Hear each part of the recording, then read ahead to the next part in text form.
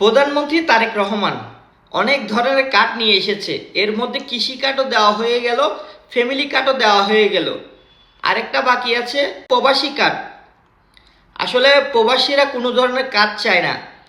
প্রবাসীরা অনেক কষ্ট করে দূর প্রবাসে, যাতে করে দেশের মানুষ ভালো থাকে। প্রধানমন্ত্রী তারেক রহমানের কাছে একটাই আবেদন, সমস্ত প্রবাসীদের পক্ষ থেকে আমি বলতেছি, কার্ডটা আপনি প্রবাসীদেরকে দিতেন, ওই কার্ডের সমস্ত টাকা পয়সা যা আসে সকল কিছু দেশের স্বার্থে কাজে লাগান। বর্তমানে দেশে কারেন্ট নেই, গ্যাস নেই, অনেক কিছু দাম বেড়ে গেছে। প্রবাসীদেরকে আপনি যে কার্ডটা দিতেন, ওই কার্ডের বিনিময়ে আপনি দেশটাকে ভালো রাখেন।